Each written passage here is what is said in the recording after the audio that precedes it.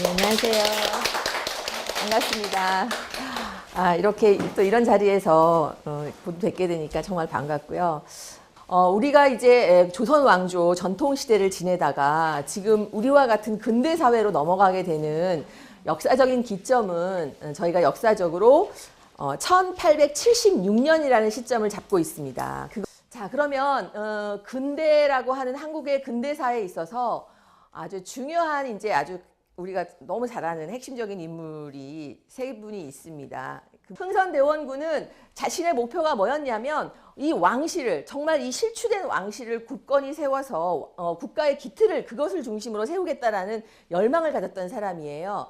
그때 경복궁을 복원하는 일에 아주 굉장히 큰 일을 했고요. 쇄국정책이라고 하는 대외정책을 피게 됩니다. 그런데 흥선대원군의 대외정책의 가장 대표적인 사건들을 보게 되면 일단 흥선대원군은 외국 세력을 끌어들이는 천주교를 굉장히 박해를 했고요. 그런 과정에서 가장 대표적으로 병인박해라고 하는 1866년에 사건이 발생합니다. 이때는 무려 프랑스 신부까지도 처형을 하는 이런 일을 벌이게 됩니다. 흥선대원군의 세국정책이 1871년까지 진행이 되었는데 1873년에 흥선대원군이 실각을 하게 됩니다. 이제 고종이 성인이 됐고 또 고종의 부인이었던 민비 역시 국모이기 이전에 또 한 사람의 정치가로서의 야심도 있었던 사람이고, 그래서 더 이상 아버님의 휘하에서 우리가 이렇게 있는 건 말이 안 된다라고 하면서 흥선대원군과 대립각을 세우게 돼서 결국 흥선대원군은 이제 권력을 놓고 물러나게 되는 것이죠. 고종은 아버님하고는 생각이 좀 달랐거든요. 그랬을 때 고종을 보필하고 있는 정치 세력들은 이제 더 이상 우리가 서양 세력을 그렇게 몰아만 내서는 안 되겠습니다. 그들과 나름대로 타협하고 그 다음에 서로 외교관계도 맺어야만 됩니다. 이게 세상의 순리인 것 같습니다. 라고 얘기하는 세력들이 고종을 이제 보유하게 됩니다. 그래서 1876년에 강화도 조약이라고 하는 일본과 우리나라가 처음으로 근대적인 외교관계를 수립하는 이런 이제 사건이 일어나게 되고요. 그래서 부국 강병책이라고 하는 개화정책을 추진하게 되는데요. 그런데 세상은요, 또 그렇게 단순하지 않습니다. 이 소위 말하는 이 위정 척사 운동이라는 대대적인 이 개화에 대한 반대 운동이 일어납니다. 특히 양반 유생들을 중심으로 해서, 근데 양반 유생님들이 하시는 저항 방법은 뭡니까?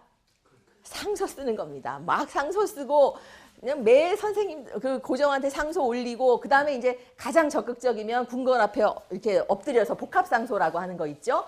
예, 이런 식으로 해서 이제 막 엄청나게 이제 고종에게 이러시면 안 된다. 제발 본류를 찾으시라. 막 이런 상소를 마구 올려냅니다. 그러나 고종은 이때는 아니다. 우리가 갈 길은 개화다라는 마음을 갖고 있었습니다. 그래서 이 양반 유생들의 위정 척사 운동에 대해서는 아주 강력하게 대처를 합니다. 그런데 문제는 다른 곳에서 터집니다. 다른 곳에서. 이 개화 정책이 일반 백성들의 삶에 있어서는 전혀 별로 도움이 되지 않는 형태인 거예요. 자, 그런데 여기에다가 플러스 하나 더 알파. 항상 권력층들이 부리는 가장 잘못된 실수가 바로 부정부패입니다. 당시 정말 하급 군인들, 그 다음에 하급 관리들, 이런 사람들한테 줘야 될 월급으로 나오는 쌀 같은 거를 다 위에 있는 고관대작들이 다 착복을 해가지고, 제대로 월급도 주지 않고, 이런 아주 그냥 나쁜 작태들을 막 벌이게 됩니다. 이 군인들한테 월급을 이제 쌀로 당시에는 주는데요. 그 쌀로 한가머니를 주기로 되어 있으면 줘야 될 거 아닙니까? 그 중에서 반은 빼. 그리고 그 안에다가 모래며 솜덩어리며 지푸라기며 이런 걸 넣어서 주는 거예요. 그리고 그 반은 그 위에 있는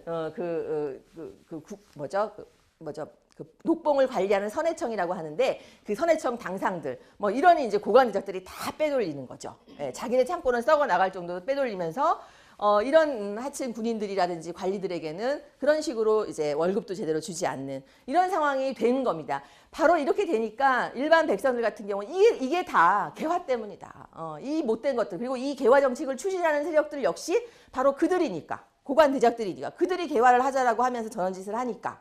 그래서 거기에 대해서 강하게 반발하는 마음이 생기게 됐고요.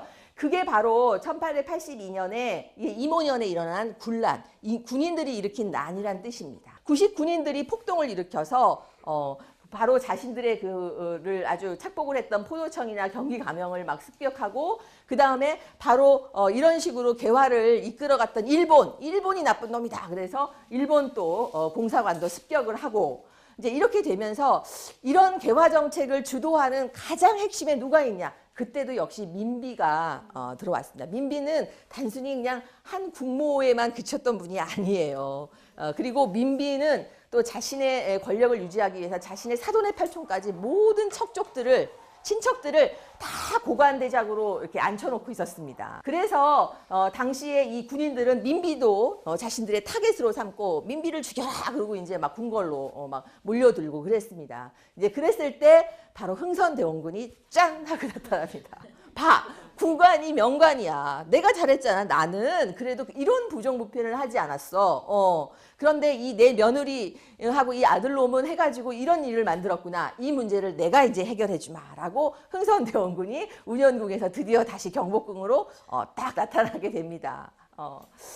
그러면서 개화 정책을 다 백지화 시켜내는 거죠. 그랬을 때 민비는 어떻게 됐느냐? 민비는 당장 살아야 됐기 때문에 그 시종들의 등에 업혀가지고 시녀복장을 해가지고 도망을 가는데 어디까지 갔냐면 그 여주 이천의 장호원이라는 곳이 있습니다. 네, 거기까지 그냥 밤을 새워서 진짜 날새게 도망을 갔습니다.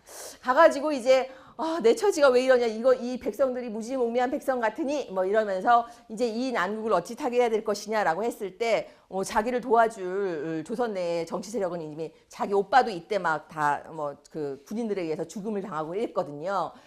그래서 결국 이제 자기와 끈이 연결된 그 세력을 바탕으로 해가지고 청나라한테 한번 도움을 요청해보자라고 얘기를 합니다. 근데 청나라 입장에서는 뭐 도와줘서 나쁠 거 없다라는 거죠. 도와줘서 잘 되면은 내가 이후에는 조선에 대해서 큰 소리 빵빵 칠 수 있으니까 그래 민비 너 한번 도와줄게 라고 해서 청나라 군대를 400명을 즉각 파견을 합니다. 그리고 와서 흥선대원군을 납치해 갑니다. 그렇게 하고 나니까 민비가 다시 환궁을 해서 다시 이제 권력을 잡게 됩니다. 그런데 문제는 민비가 청나라의 도움을 받아서 이 이모군란을 진압했기 때문에 결국 그 이후부터는 청나라의 영향력이 아주 우리 조선에 강해지게 되는 그런 상황이 오게 됩니다. 잘 아시는 동학농민운동입니다. 동학농민운동의 중심지는 전라도 고부 지역입니다. 자, 갑신정변이 실패를 끝나고 나서 그렇다고 해서 다시 조선 정부가 쇄국 정책으로 돌아간 것은 아니에요. 그러나 개화 정책 역시 지지부진합니다. 우리가 요 1884년에서 1894년 요 10년 동안이 우리 근대화의 골든타임이었습니다. 국가도 1884년 갑신정변이 실패를 했으면 그래도 쟤네들이 왜 그랬는지 그거는 좀 알아들어서 그거를 좀 받아들여가지고 니네들처럼 그렇게 막 멋대로 하지는 않더라도 나라도 한번 잘해봐야지 이렇게 가야지 맞는 건데 아이고 나쁜 놈들 제거되니 속이 다 시원하네 이러고는 그냥 가만히 있었다는 거예요. 당시에 그 권력자들이. 그랬기 때문에 1894년에 결국 농민들이 들고 일어난 겁니다. 네. 1894년에 고부에서 고부밀란이 일어났고요. 이것이 곧 전 지역으로 확산되면서 백산봉기, 그 다음에 전주성 점령까지 그냥 전라도 지역으로 확 휩쓸게 됩니다. 자, 이렇게 되니까 조선 정부는 처음에는 에이 뭐 밀란 한두 번 당해보나 됐어 이러고 있었는데요. 이게 만만치 않게 전주성까지 점령을 하게 됐는데 전주가 이 동학농민군에 점령되었다라는 것은 이거는 뭐 삼남이 거의 동학농민군에 장악이 됐다라는 걸 상징적으로 보여주는 겁니다. 이렇게 되니까 정부가 화들짝 놀랍니다. 청나라에다가 또 원군을 요청합니다. 그래서 청나라 군대가 들어오니까 일본 군대도 그 이전에 이제 갑신정변에 뭐 제가 자세하게 안 해요. 요 텐진 조약이라는 조약을 1885년에 청나라하고 일본하고 둘이 딸랑 맺어놓은 조약이 하나 있었어요. 뭐냐면 야 무슨 일만 있으면 조선은 청나라 니네를 부르더라. 그런데 문제는 항상 우리 일본은 또 타겟이 돼. 너무 억울하지 않니? 그러니까 앞으로 조선이 너희 청나라를 부르면 우리 일본도 따라 들어가서 우리는 우리 걸 보호할게. 우리 서로 그런 협정을 맺자라고 했더니 청나라가 그래라 그랬어요. 우리 뜻하고는 상관없이 청나라하고 일본 간에 맺어졌던 조약이 텐진 조약인데 바로 그 내용이에요. 그런데 조선 정부는 그거에 대해서 별 심각하게 생각하지 않고 청나라 정부를 이제 부른 거야. 그랬더니 일본이 어떻게 하겠어요? 그렇지. 이건 기회잖아. 오호, 좋아. 그리고 아까 말씀드렸죠. 일본은 1884년부터 1894년 10년 동안 정말 차근차근하게 준비를 했습니다. 그러고 나서 1809년 준비됐어 이러고 있는데 청나라가 들어간다는 거야. 완전히 나 이제 몸 다 풀었는데 너무 좋은 거죠. 일본이요. 보세요. 청나라는 2,500명이요. 아산으로 들어왔어요. 아산. 근데 일본은요. 이틀 후에 7,000명을 인천으로 들어옵니다. 이게 무슨 의미입니까? 왜? 아니 동률이라도 보내야 될 거 아니야. 7,000명이나 보내고 그것도 정말 서울 코앞인 인천에. 이거는 일본이 이제 나도 한번 해보겠다. 이제 죽기 아니면 살기로 내가 청나라 몰아내고 조선 내가 한번 먹어보겠다라는 의지를 보인 겁니다. 그래서 정말 우리는 농민들은 못 살겠다 갈아보자 하고 일으켰던 고부밀란이 말도 안 되는 청나라와 일본의 군사적 대치라는 이런 엄청난 사건에 나비 효과를 일으킨 겁니다. 예. 자 그리고 나서 일본은 그러고 나니까 우리도 그러면 여기 이런 상황을 가만히 보고만 있었겠습니까? 그렇지는 않습니다. 그래서 농민군하고 정부군에서는 야 이거 우리 생각하지 못했던 일이야. 그러니까 야 니네 철수해. 농민군도 니네들 전주성에서 나가. 그러면 우리도 니네 다 인정해 줄게. 이렇게 서로 또 타협을 그제서야 합니다. 뒤늦게. 청나라하고 일본이 이런 이제 모습을 보이니까 그건 이제 정신이 든 거죠. 그리고 나서 조선 정부는 청나라하고 일본에게 저희 해결했으니 나가주세요라고 통보를 합니다. 그랬더니 청나라는 그래 해결했어? 그러면 난 나갈게 라고 얘기합니다. 왜냐하면 나가도 뭐 상관은 없으니까. 근데 일본은 못 나간대요. 자 그래서요 일본군이요 그 들어와 있던 7,000명의 군대를 백으로 해가지고 경복궁을 들어오는데 또 이때 내세우는 인물이 흥선대원군입니다. 이게 참 돌려막기도 아니고 이게 뭔지 민비 반대하려면 흥선대원군 또 반대 이런 식이에요. 네. 그래서 또 일본군의 앞잡이가 돼가지고 경복궁을 들어와서 야 이제는 개화 정책을 해야 돼 뭐 이렇게 얘기를 하는 그 얼굴 마담을 이제 하게 됩니다. 자, 그래서 그리고 나서 이렇게 되니까 청나라가 깜짝 놀랍니다. 아니, 일본 니네 이러려고 들어왔던 거냐? 이거 말이 아니잖아. 말이 아니잖아. 소자랑 나가. 이제 이렇게 된 거예요. 네. 그래서 나가라고 하니까 일본군이 내가 그럴 줄 알았으면 왜 들어왔니? 안 나가. 그러면서 아까 여기 잠깐 보시면 이틀 후인 6월 23일에 아산만에 정박하고 있던 청나라 함대를 공격을 합니다. 전쟁입니다. 이렇게 되는 건 전쟁이에요. 이 선전포고잖아요. 그죠? 네. 전쟁입니다. 그렇게 해서 청나라하고 일본이 한반도에서 중국도 아니고 일본도 아닌 한반도에서 전쟁을 하게 됩니다. 어느 누구도 상상하지 못했던 일이 벌어진 거예요. 설마 그 조그만 일본이 그 큰 청나라를 이기리라고 생각하지 못했습니다. 그런데 세상은 그렇게 된 거예요. 이렇게 되면서 9월에 평양정치에서 승리를 하게 되니까 일본은 이제 눈치 볼 것이 없어. 내정 간섭을 본격하게 되고 대원군을 이제 얼굴마담 필요 없어. 나가. 대원군 물러나게 하고 그 다음에 갑신정변 때 일본으로 망명해 있었던 박영효를 끌어들여서 친일 내각을 수립해 하게 됩니다. 그렇게 되니까 농민군들이 다시 반발을 하게 되고요. 이런 과정에서 정부군과 일본군은 이 농민군들을 토벌하자는 결정을 내려서 결국에는 그 농민군들은 삼내에서 재집결한 다음에 논산 공주를 거쳐서 서울로 올라오려고 하다가 우금치 고개에서 이제 그 정부군에 의해서 몰살이 되게 됩니다. 이 과정에서 순창으로 피신했던 전봉준도 잡혀서 서울로 올라오게 되면서 동학농민군은 완전히 끝나게 되는 이런 상황을 맞이하게 됩니다. 자, 그런데 역시 일본도 만만치는 않았습니다. 일본도 청일전쟁 승리해서 막 세상을 다 얻을 것 같았는데요. 그 꼴을 또 못 보는 서양 세력들이 있었네요. 러시아, 프랑스, 독일은요. 일본, 니네 전쟁 하나 이겼다고 세상 다 가지려고 하지 마. 니네들이 너무 욕심 부리고 있어. 특히 너희가 중국까지 침략하려고 요동반도를 차지하려고 하는 그 작태는 용서하지 않겠어. 한반도야 그래 뭐 니네들이 먹는다 하더라도 중국은 넘보지 마라. 가 전 세계 열강들이 일본에게 보내는 메시지였어요. 그래서 결국 일본은 그러한 러시아, 독일, 프랑스의 그런 아주 강력한 반대에 결국은 굴복을 하고 자신들이 시모노세키 조약에서 얻었던 요동반도를 다시 청나라한테 돌려주게 됩니다.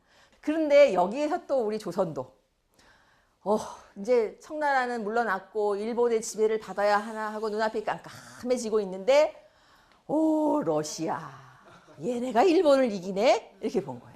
얘네가 일본을 이기네. 그리고 우리가 또 러시아 예전에도 좀 알았잖아. 알았잖아. 러시아를 끌어들입니다. 거기에 또 우리 민비를 중심으로 한 세력들이 적극적으로 와서 소위 칠러파라고 하는 세력들이 구축이 되기 시작을 하게 되고요.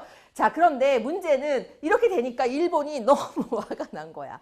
내 모양 빠져가지고 지금 그렇잖아도 내 자존심이 확 굳어졌는데 일본 또 조선은요. 얍삽하게 일본의 입장에서 얍삽하게 그새 러시아를 또 꼬드겨? 용납하지 않겠다. 내가 가만히 안 있겠다. 요 모든 일을 꾸미는 게 누구? 민비라고 하는 거죠. 얘가 항상 그래왔다. 일본이 정말 눈에 가시 같은 거예요. 그게 바로 을미사변입니다. 1895년에 일본 군대와 낭인들이 세상의 경복궁을 침입해서 한나라의 국모를 죽였네요. 이런 일이 어디 있습니까? 이거는 말이 안 되는 거죠. 예, 이거는 정말 국제적으로 말도 안 되는 진짜 폭거입니다. 근데 정말 이런 부분, 이런 일들이 가능했던 또 시기라는 거야. 그러니까 이게 정말 한나라의 왕과 왕비가 뭐 있는 그 궁궐이 그렇게 열리고 그렇게 해서 아무나 들어와가지고 그들을 살해할 정도의 이런 국가의 어떤 그 시스템, 이것도 참 우리가 한번 짚어봐야 될 문제라고 생각이 되죠. 그래서 참 그 명성황후를 살해하고 그 다음에 고종은 감금하는데 이 명성황후가 살해된 곳이 건천궁 오코루입니다. 이거 요 부분 여기 그 경복궁에 가시면 복원이 돼서 비고기 장소이긴 하지만 있습니다. 그래서 한번 찾아보셔도 될 것 같습니다. 자, 그리고 났더니 고종 입장에서는 이 선하의 정말 나쁜 일본 놈들 같으니라고 내가 이런 세상을 어떻게 살아갈 수가 있겠어. 정말 세상에 믿을 애들이 하나도 없고 신하들도 다 빌빌거리고 내 정말 어찌해야 될지 모르겠다라고 생각을 하던 차에 칠러파, 아까 말씀드렸죠. 이 러시아를 끌어들이자고 했던 이 칠러파들이 고종한테 결단을 내리십시오. 어떻게 하겠습니까? 일단은 몸을 좀 피하고 보십시다. 일본을 쫓아내기 위해서는 러시아의 힘을 빌려야 되는데 궁궐에서 잘못해가지고 러시아 애들 불러들이면 또 일본 애들이 난리를 칠 테니까 고종 자체가 몸을 옮기셔야겠습니다. 아예 몸을 옮기셔야겠습니다. 라고 얘기를 합니다.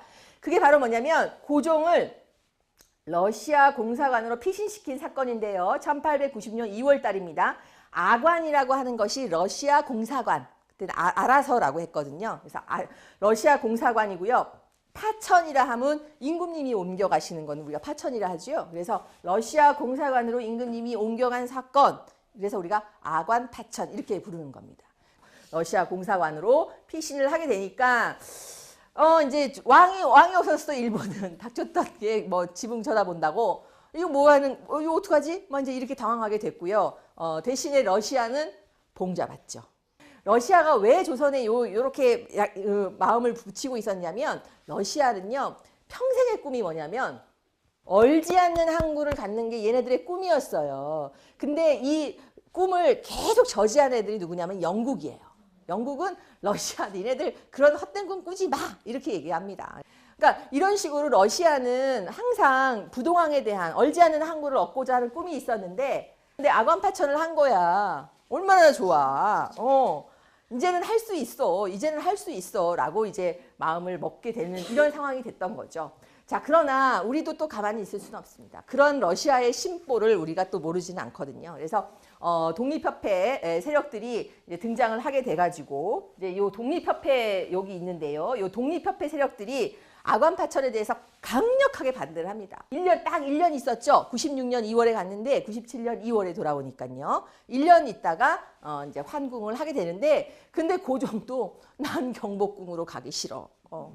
경복궁은 가면 내 부인 그리고 우리 부인이 그렇게 참살당했던 현장 내가 이걸 어떻게 보고 사냐. 난 경복궁 안 간다. 나는 그냥 러시아 공사관 바로 옆에 있는 덕수궁으로 갈래. 당시는 경운궁이라 불렀습니다. 러시아 공사관 아주 가깝습니다. 요 뒷담을 연결되어 있죠. 네, 덕수궁으로 갑니다. 자, 그런데 이렇게 우리가 을미사변 이후에 아관파천 하게 되고 이러는 과정에 중요한 정치 세력들이 구성이 되는데 그들이 이제 칠러파, 소위 친미파라고 불려지는 정동구락부라고 불려지는 세력들입니다. 이 정동구락부라고 하는 세력들은 기본적으로 친미파, 칠러파라고 하는 사람들이에요. 일본에 대해서는 반대하고요. 일본에 대해서는 반대하고요. 미국이라든지 러시아와 같은 서양 세력들에 대해서 우호적이었던 세력들입니다.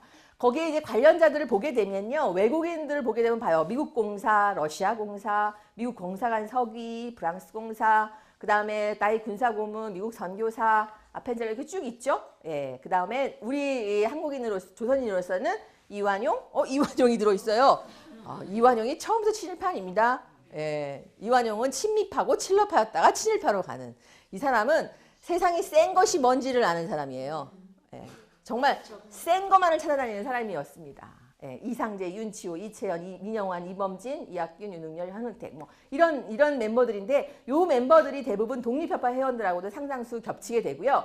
바로 요 정동구락부에 모였던 요 사람들이 주로 모여서 얘기하고 차 마시고 서로 밥 먹고 했던 곳이 이제 이 손탁 호텔이라고 하는 손탁이라고 하는 독일 여성입니다. 하여튼 요 손탁 호텔이라는 곳이 바로 그 공간이었다라고 하는 겁니다. 그들이 모여서 매우 서구적인 공간이었어요. 당시 조선의 입장에서 보게 되면.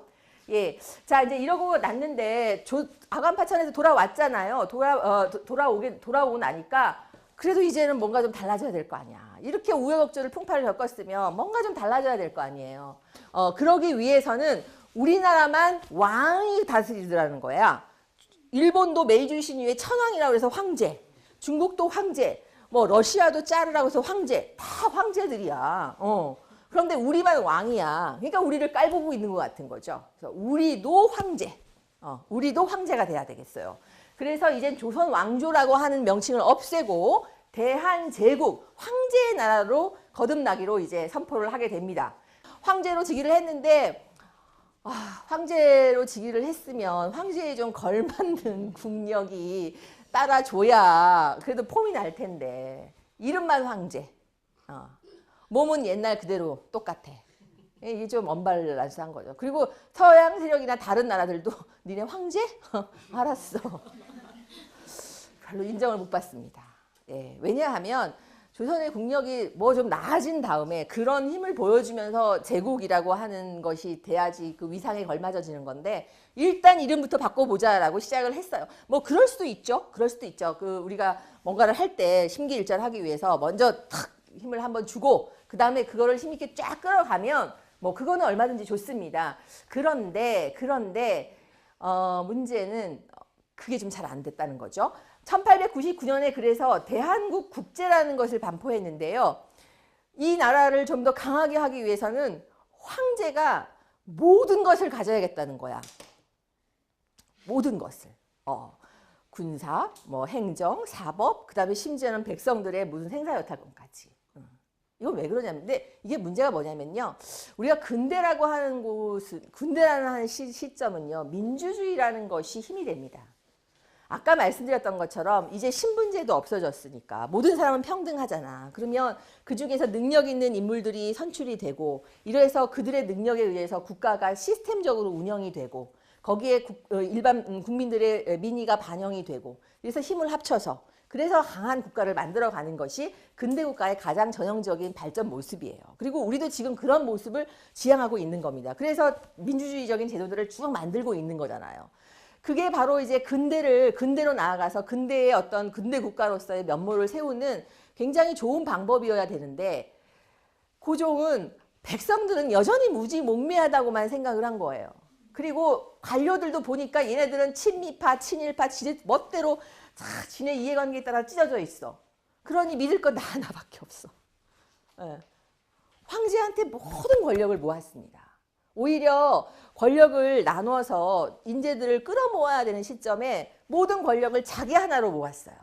이게 대한국 국제에서 절대 황권 체제를 구축합니다. 그러면 황제가 정말 전지전능한 신이라도 하면 뭐 가능할 수도 있어요. 예, 뭐 이렇게 쫙 하는데. 근데 고종은 의외로 그렇지 않아요. 우리가 지금까지 쭉 오시는 과정을 봤으면 알잖아요. 아버지, 그 다음에 또 부인, 그 다음에 또 신하들 틈에 해서 그냥 그래 알았어. 좋은 게 좋은 거 좋아 그래 그렇게 해보자 이렇게 했지. 정말 자기의 강한 리더십, 결단력 이런 것들을 별로 보여준 적이 없어요. 안타깝게. 근데 그 왕한테 모든 권력이 집중된 거예요. 그러다 보니까 힘이 이제 이게 힘이 서지를 않는 겁니다. 백성들은 아휴 네 맘대로 하세요. 뭐 언제 네가 나를 돌봤냐. 이제 이렇게 민심은 떨어져 나가는 것이고요. 관료들은 아이고 또 황제께서 다 하시겠다는데 나는 내 살 길을 또 챙겨야 되겠네. 이렇게 모아지지 않는 이런 상황이 됩니다. 자 이제 뭐 마지막으로 이제 이렇게 됐는데 러시아는 그 와중에도 또 한반도를 진출하겠다라고 얘기를 하고 일본은 그걸 견제하기 위한 아주 치밀한 외교 전략, 외교 싸움이 러시아와 일본 사이에 상당히 많았습니다. 뭐 이 과정을 저희가 다 말씀드릴 수는 없고요. 대체적으로 이런 와중에 러시아는 얄밉게도 시모노세키 조약에서 삼국 간섭으로 청나라에게 돌려줬던 요동반도의 루이스항을 딸랑 러시아가 조차를 하게 되니까 또 일본은 완전 열받았고요. 그래서 일본은 그런 러시아의 이 부동항 정책에 대해서 견제하려고 하는 영국과 서로 손을 잡습니다. 그게 바로 영일동맹이라고 하는 형태로 나타났고 미국하고도 카스라 테프트 밀약을 체결해서 향후에 무슨 일이 있으면 일본을 도와준다라고 하는 그런 것도 받아내게 됩니다. 자 이렇게 되면서 러시아와 일본이 이제 한반도를 놓고 막 각축을 벌이니까 대한제국도 그제서야 내가 이제 어느 편에 들어서는 안 되겠어. 얘네 둘 다 아닌 것 같아. 이제 그제서야 정신이 들었어요. 어떻게? 너무 늦었어. 1904년 1월에 와서 대한제국은 중의 국립이요. 이렇게 됩니다. 우리는 러시아 편도 안 될 것이고 일본 편도 안 될 겁니다. 그러니 이제 한반도에서 당신들은 다 나가시오. 아니 호통 있게 소리를 쳤지만 일본과 러시아는 무슨 소리세요? 뭐 잠꼬대 하시나? 뭐 이 정도로 그냥 아주 무시를 해버립니다. 이런 네. 한 달도 안 돼서요. 일본은 바로 러시아에게 선전포고를 하고 러일 전쟁을 일으키게 되고요. 실질적으로는 일본이 승리를 하는 형태로 러일 전쟁이 종결이 됩니다. 그리고 미국이 1년 후에 포츠머스 조약을 체결하게 하고요. 바로 이 러일 전쟁 기간부터 일본은 한국을 이제 식민지화하기 위한 단계에 들어서게 되는데 바로 우리가 이제 알고 있는 게 바로 이 을사 조약, 을사늑약인 겁니다. 이게 바로 러일 전쟁이 끝나서 포츠머스 조약을 체결하고 나가지고 이제 러시아도 됐어. 그러면 한반도는 일본 걸로 나도 인정하마. 라는데 도장을 꼭 찍어준 거예요. 영국하고 미국은 이미 찍어줬었어요. 영일동맹 카스라 테프트 밀약이라는 게 바로 그런 거였어요. 네. 그러니까 천사 없다니까요. 이러고 나니까 1905년에 일본은요. 이제 그러면은 이제는 조선은 내 것이 되겠네요. 그러니까 네 거 해. 전 세계가 인정을 해버렸던 거예요. 그러니까 얼마나 우리는 참 우리의 의지와 상관없이 이렇게 됐겠냐는 거죠. 이 을사조약 체결에 앞장섰던 5명을 우리가 을사오적이라 부르지요. 예, 뭐 이름은 알아두십시오. 이완용, 이근택, 박재순, 이지용, 권중현. 네, 을사오적입니다. 자 그리고 나서 7년에는 헤이그 밀사 사건의 책임을 물어서 고종을 물러나게 합니다. 그리고 나서 일본은 실질적으로 이제 조선을 강점하기 위해서 정미 7조약이라고 하는 것을 체결하게 돼서 조선의 실질적인 내정을 완벽하게 이제 장악하게 되는 과정이 요 정미 7조약이고요. 또 역시 여기에 적극적으로 호응했던 7명의 당시 고관 대작들, 정미 7적이라 우리가 부르는 인물인데 총리 대신이 이완용, 송병준, 조중웅, 고영희, 이병무, 임선준, 이재권 이렇게 들어가게 되고요. 그런데 이 정미 7조약, 한일 신협약을 체결한 이후에 가장 중요했던 것이 한국의 군대를 해산시켜버렸다는 겁니다. 이제는 우리 대한제국은 행정에 대해서도 완전히 일본에게 장악이 됐을 뿐만 아니라 이제 군사력도 완전히 없어지는 그야말로 식물 국가가 되어버린 거예요. 이제는 어떤 저항도 할 수가 없게 되는 상황을 만들어버렸습니다. 그래서 이제 군대가 해산된 다음에 이 군대에 있었던 군인들이 이럴 수는 없다라고 해서 의병투쟁에 대거 가담을 하게 돼서 이 정민년 이후로 의병투쟁이 엄청나게 격화가 됐고요. 한 2년간에 걸쳐서 정말 의병투쟁이 많이 곳곳에서 일어났고요. 그런 과정에서 일본은 1909년에 남한 대토벌작전이라고 하는 의병토벌작전을 벌입니다. 그 과정에서 의병들은 대부분 많이 아주 희생이 됐고 남아있던 의병들은 만주로 이동을 많이 했고요. 그들이 이제 1910년대 청산리 전투, 봉오동 전투를 이끌었던 독립군들의 그 뿌리가 되는 이런 것이라고 보시면 되겠습니다. 그러고 나서 1910년 결국 우리는 한일 병합조약이 체결되면서 결국 이제 우리의 모든 주권이 상실되는 그런 상황을 맞게 되죠. 22일 날 이완용과 테라우치가 조약을 조인하고요. 그런데 좀 겁이 나가지고 바로 못하고 그 뭐 큰 여기에 반대했던 사람들 같은 경우 갖다 가두고 그 다음에 뭐 전국에 막 다 계엄령처럼 이런 걸 내려놓은 다음에 일주일 후에 공식적으로 반포를 하게 됩니다. 근데 이렇게 이제 여기까지 저희가 이제 오게 됩니다.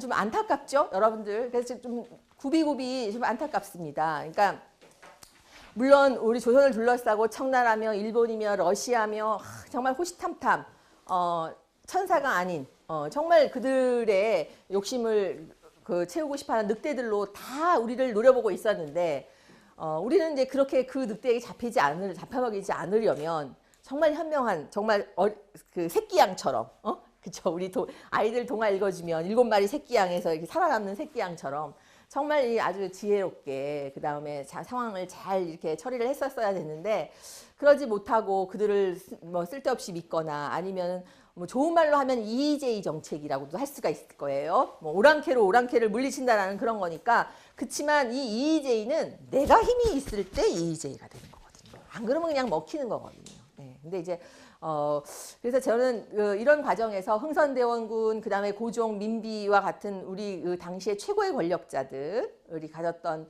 안타까운 그 어떤 정치적인 그 능력이나 전략에 있어서의 약간의 부재, 실패 이런 부분들도 이제 안타깝고요. 그 다음에 일반 이제 백성들에 대해서 정말 그들이 새로운 국가의 주인이 될 수 있다. 우리와 같은 사람들이 주인이 될 수 있다라고 하는 인식들을 좀 더 빨리 해서 그들을 같이 권력에 동참시키고 그 다음에 또 그들의 힘에 입어서 이 부국강병이라든지 이런 것들을 이끌어냈다라고 하면 못될 게 없죠. 우리가 그 이후에 그렇게 했잖아요. 그죠? 우리가 이제 식민지를 겪고 나서 해방이 되고 나가지고 새로운 국가를 건설할 때 우리는 그렇게 했잖아요. 예. 그랬을 수도 있었을 텐데 이제 믿지 않은 게 아니라 발견을 못한 거지. 백성들은 그런 존재가 여전히 아니라고 생각했던 그 위정자들의 그런 인식의 한계 이런 부분들을 우리가 좀 안타깝게 생각을 해야 한다라는 생각입니다. 왜냐하면 이 시기는요 벌써 서구는 당연히 민주주의가 정착을 했던 시기이고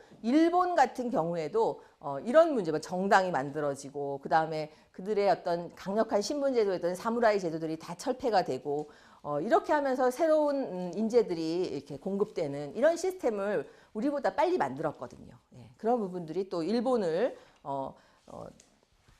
우리와 비슷했던 일본이 우리를 그렇게 앞서서 치고 나갈 수 있었던데도 중요한 힘이 됐다라는 걸 볼 때 그렇습니다. 그래서 뭐 우리 앞으로도 우리와 그리고 여기 앉아 계시는 분들 그리고 여기 우리의 자제들 이런 사람들이 결국 우리나라를 책임지고 이끌어 가야 된다라고 하는 점입니다. 예, 그런 점에 있어서 자부심을 가지고 하루하루를 열심히들 살아가는 것이 필요하지 않겠나 하는 생각을 해보게 됩니다. 네, 이상으로 마치겠습니다. 감사합니다.